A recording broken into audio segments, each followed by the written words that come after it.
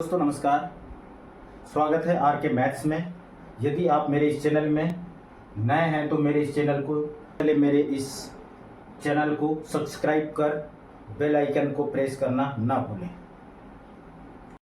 ये है आपका प्रश्न 11। जीवाएं पी क्यू तथा आर एस वृत्त के बाहर एक बिंदु टी पर एक दूसरे को काटती है। यदि टी क्यू बराबर 3 सेंटीमीटर, टी पी बराबर 8 सेंटीमीटर तथा टी एस बराबर 4 सेंटीमीटर है तो टी आर और आर एस की लंबाई ज्ञात कीजिए। आप इसलिए ये जो प्रश्न है, इस प्रश्न के आधार पे आपको यहाँ पर चित्र बनाना होगा। तो मैं ये चित्र आपको बनाकर दिखा रहा हूँ, आप इसको समझिए। इस प्रश्न के आधार पे देखिए यहाँ पर क्या बोल रहा है कि पी क्यू तथा आर एस वृत्त के बाहर एक बिंदु, देखो टी पर, ये जो टी है ना, एक दूसरे को काटती है। देखो काट रहा है।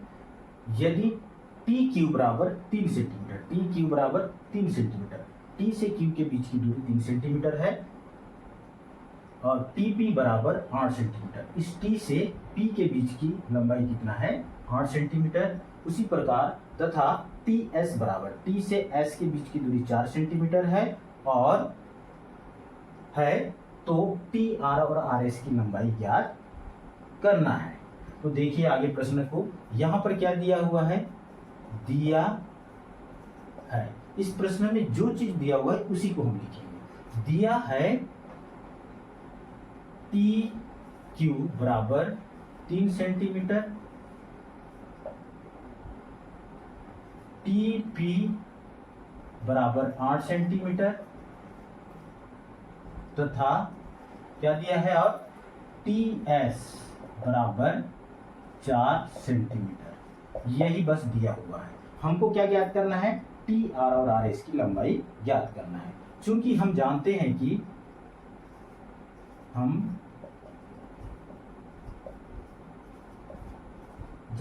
कि क्या जानते हैं? यदि हम ये जो चैप्टर है इसको पढ़ेंगे तो हम सब कुछ जानेंगे। तो हमको बस इस सवाल को भी देखना है। इसका सूत्र होता है टी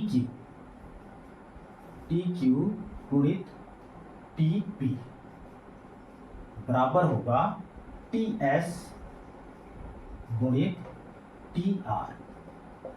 ये इसका फार्मूला है। इस फार्मूला को अगर ये जो प्रश्न इस तरह का अगर प्रश्न आता है तो सबसे पहले तो गणित में हमको जितने भी फार्मूला है वो याद होना चाहिए। तो ये फार्मूला है इसका, टी क्यू गुणित टी पी बराबर टी एस गुणित टी आर। अब इसमें जो दिया हुआ है उस मान को यहाँ पर रख देते हैं।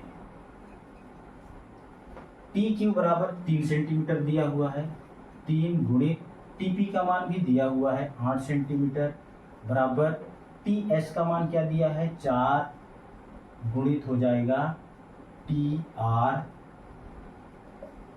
3 8 24 बराबर हो जाएगा 4 गुणित टी आर।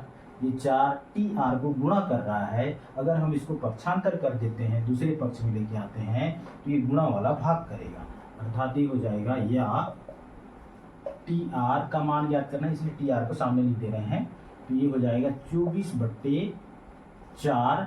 4 से यदि 24 को भाग देते हैं तो 6 बार चला जाएगा। 4 एकम 4, 4 छक्के 24।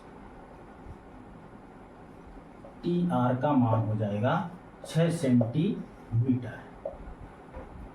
टी आर का मान कितना आया? 6 सेंटीमीटर। एक का मान निकल चुका है। टी आर और आर एस की लंबाई ज्ञात करना है। तो इसमें से टी आर का मान यहाँ से निकल चुका है। कितना है?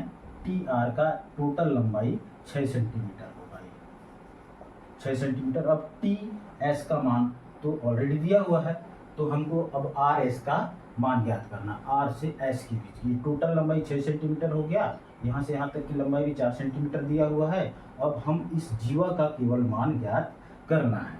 तो बने रहिए मेरे इस चैनल में। यदि ये प्रश्न आपको समझ में आ रहा है या नहीं भी आ रहा है तो आप बिल्कुल लाइक, शेयर और कमेंट कीजिए।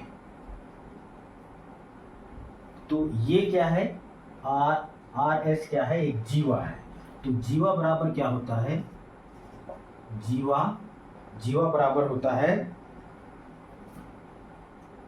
जीवा बराबर हो जाएगा आर एस क्या है, एक जीवा है, इसलिए क्या हो जाएगा, देखो ये इसका मान ज्ञात करना है हमको, आर एस का मान ज्ञात करना है, तो ये पूरे टोटल में हम इतना घटाएंगे तो इतना मान निकल जाएगा।